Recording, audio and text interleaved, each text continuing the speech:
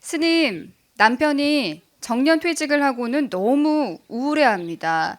요즘 삼식이나 두식이 이런 농담이 있어서 얼마 전에 별 생각 없이 남편에게 삼식이 두식이 했다가 남편이 어찌나 화를 내는지 제 나이도 환갑이 넘었는데 남편 시집살이 하려니 저까지 우울해집니다. 스님 좋은 방법이 없을까요? 질문 주셨네요. 네, 삼식이 두식이가 뭐예요? 삼식이 두식이가 뭐예요? 목사님? 삼식이 두식이 요새 유머로 뭐 간큰 시리즈 이렇게 보니까요. 밥 차려주라고 한다든가 그래서 간큰 남자. 다음에 어디 가냐고 물어보는 남편. 부인이 어디 나가려면 어디가 이렇게 물어보면 강큰 남자라고 이렇게 한다고 그러네요. 뭐 그렇듯이 아마 일식이, 두식이, 삼식이 이렇게 얘기하시는 것 같은데요. 예전에 우리가 그 IMF 때 명태, 황태, 급태, 막 급하게 퇴직, 명예롭게 퇴직, 황급히 퇴직 이런 거 참 많았잖아요. 그렇게 삶을 일생을 위해서 가족을 위해서 헌신해온 아버님의 그런 삶의 길들이 계실 건데요. 어찌 보면 자기의 삶보다 가족을 위해서 헌신하고 그런 삶에 대한 나름 아버님도 위로받고 보상받고 싶은 그런 마음도 분명히 있으실 것 같아요. 근데 가장 그 위로해 줄 수 있는 분은 전 옆에 계신 평생의 반려자라고 생각이 되거든요. 그래서 부인께서 남편분한테 애쓰셨어요. 이렇게 수고하셨어요. 당신 덕에 살았습니다. 이렇게 좀 얘기하면서 남편 손도 잡아주고요. 참 좋을 때라고 하는 인생의 시간은 우리 여기 어린 꼬마들처럼 애기들 그때만 좋은 게 아니라 바로 지금 이 순간 오늘 내 옆에 남편 손을 잡아주면서 당신 참 고마운 사람이야. 참 훌륭한 사람이야. 당신 덕에 살았어. 이렇게 말해줄 수 있는 이 순간이 가장 좋은 시간이고 또 가장 좋은 반려자의 삶이 아닐까 하는 생각이 들어요. 함께 여기 불교 방송 산악회 있다고 하시니까 들어가셔서 셋째 주 토요일 날 가신다고 합니다. 우리 전국의 산하를 두 분이서 손잡고 함께 걸어보시면 어떨까 싶네요. 스님 감사합니다. 스님, 요즘 저희 딸이 문제의 중2병입니다. 책상에 앉아있는 시간보다 거울 보는 시간이 많고요.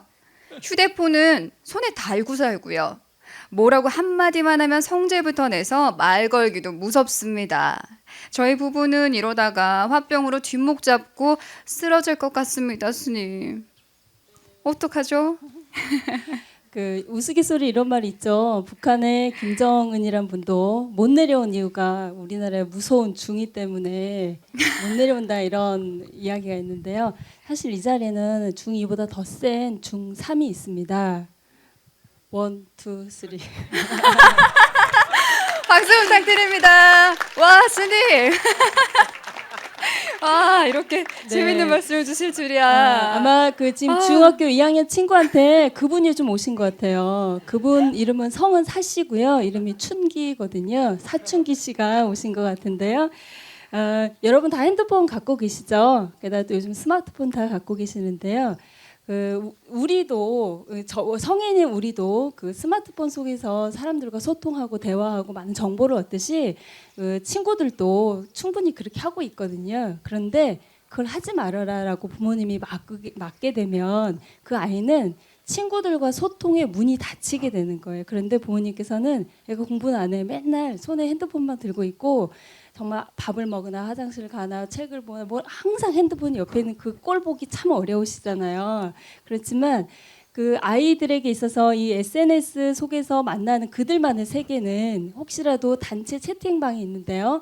그 방에서 엄마의 강요에 의해서 나가게 되면 그 친구는 그 또래와 함께 모여있는 그 채팅상에서의 많은 정보는 자기가 나가게 되면 나온 이후의 정보는 얻을 수가 없는 거예요. 그렇게 되면 왕따가 되고 아이들 사이에서 멀어지게 되고 정보에서 멀어지게 되거든요.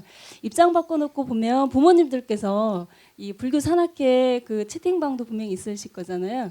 그런 데서 이제 나가게 됐을 때 뭐 다른 사람 통해서 들을 수도 있지만 우리가 그런 채팅방을 만들거나 SNS 속에서 함께한다는 건 그들과 함께 공유한다는 소통의 장이잖아요. 그 장을 부모님은 부모님의 기대심과 이런 걸로 다 막게 돼 버리거든요.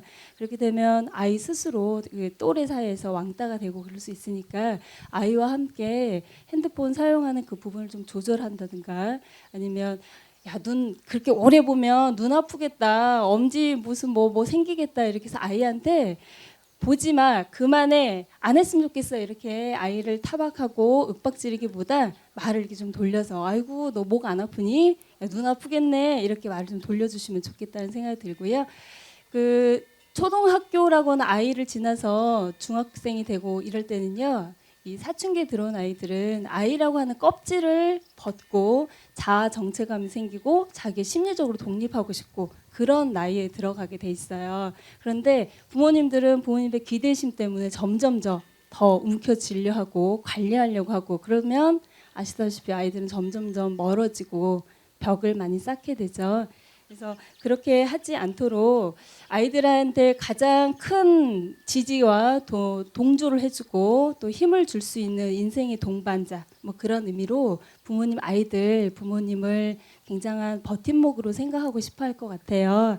그래서 아이가 바뀌기를 원하신다면 부모님께서 변하셔야 됩니다. 그래서 아이가 핸드폰을 손에서 내려놓고 책을 보게 하고 싶어 한다면 어떻게 해야 될까요?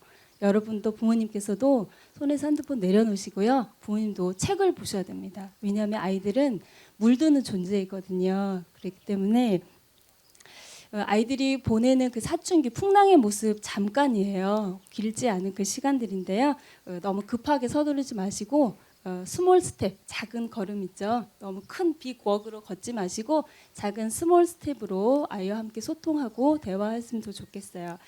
그 사춘기에 있는 아이들은요 반항하고 싶은 그 피할 수 없는 길을 어른들이 너무 가로막지만 않으면요 아이들이 너무 멀리 돌아가지 않고 언젠가 자기가 가야 될 길에 아이들이 당당하게 설 수 있는데요 그 길을 갈 수 있도록 도와주는 거 바로 부모님의 따뜻한 격려와 지지 그리고 할 수 있고 너는 내 아들이고 내 딸이야 이런 긍정의 눈길이 가장 중요할 것 같습니다.